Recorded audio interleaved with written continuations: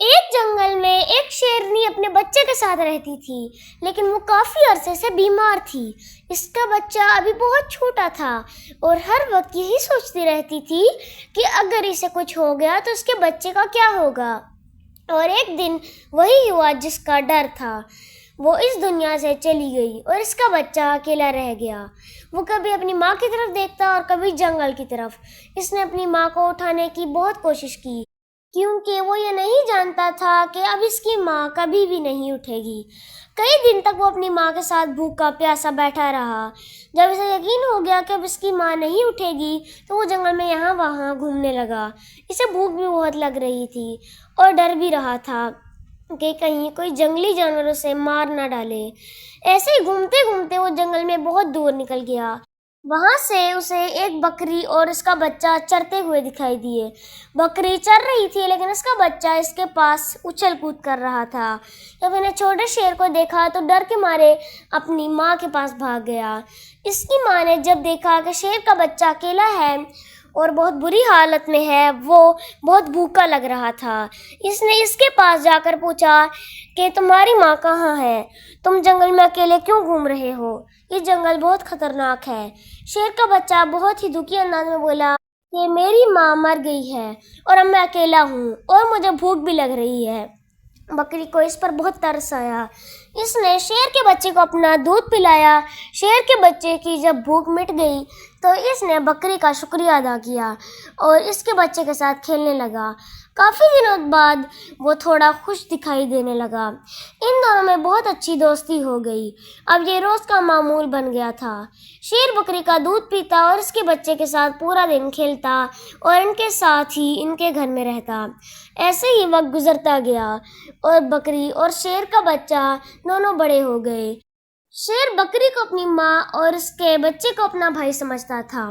جو بھی جانور ان تینوں کو دیکھتا تو انہیں بہت حیرانی ہوتی کہ کس طرح ایک شیر بکری اور اس کے بچے کے ساتھ رہتا ہے لیکن انہیں نقصان نہیں پہنچاتا۔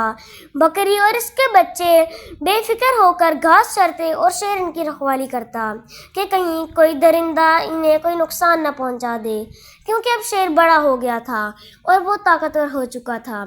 یہ سارا منظر جھاڑیوں میں چھپا ایک بھیڑیا دیکھ رہا تھا۔ اس نے جب بکری کو دیکھا تو اس کے منہ میں پانی آ گیا، لیکن وہ شیر کی وجہ سے اپنا شکار نہیں بنا سکتا تھا، لیکن وہ ہمیشہ ان کی طاق میں رہتا تھا کہ جب بھی موقع ملے وہ ان کا شکار کر لے۔ ایک دن اس کے ذہن میں ایک ترکیب آئی کہ کیوں نہ وہ اپنے ساتھ اپنے دوستوں کو ملا لے، اسی طرح وہ شیر کا مقابلہ کر لیں گے اور بکری اور اس کے بچے کو اپنا شکار بنا لیں گے۔ اس نے دیگر بھیڑیوں سے بات کی تو وہ مان گئے اور اس کے ساتھ مل کر بکری اور اس کے بچے کا شکار کرنے لگے۔ وہ ان کے گھر کے باہر ہی گھات لگائے بیٹھے تھے۔ اندر شیر نے بکری سے کہا کہ اسے بھوک لگ رہی ہے اور وہ اپنے لیے شکار کرنے جا رہا ہے، اور اس نے بکری کے بچے کو سمجھایا کہ اکیلے گھر سے باہر نہ جانا، وہ جلد واپس آ جائے گا۔ یہ کہہ کر وہ وہاں سے چلا گیا۔ جھاڑیوں میں چھپے بھیڑیوں نے جب یہ دیکھا کہ شیر تو چلا گیا ہے تو انہوں نے سوچا کہ اب تو ان کا کام اور بھی آسان ہو گیا ہے۔ وہ کافی دیر تک گھر سے باہر بکری اور اس کے بچے کے باہر نکلنے کا انتظار کرتے رہے۔ بکری آرام کر رہی تھی کہ اس کے آنکھ لگ گئی اور اس کا بچہ اس کا فائدہ اٹھا کر باہر نکل گیا۔ بھیڑیے پہلے سے انتظار میں تھے۔ انہوں نے جھاڑیوں سے باہر نکل کر اس کا راستہ روک لیا اور دانت دکھا کر گراتے ہوئے اس پر حملہ کر دیا۔ بکری نے جب گرانے کی آواز سنی تو وہ باہر آئی تو اس نے دیکھا کہ بھیڑیوں نے اس کے بچے کو گھیر رکھا ہے، جس سے وہ بہت خوف زدہ ہوئی اور زور سے چلائی اور فوراً بھاگ کر اپنے بچے کے سامنے آ کر کھڑی ہو گئی۔ تو ان میں سے ایک بھیڑیے نے کہا، دوستو اب ہمارا گزارا ہو جائے گا، پہلے ایک سے ہمارا پیٹ نہیں بھرنا تھا۔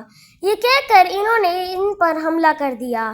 بکری اور اس کے بچے جان بچانے کے لیے یہاں وہاں بھاگنے لگے، لیکن آخر کب تک جان بچاتے۔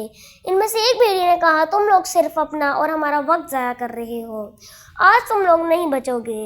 اب بچے کو احساس ہوا کہ اس نے شیر کی بات نہ مان کر اپنے ساتھ ساتھ اپنی ماں کو بھی خطرے میں ڈال دیا ہے۔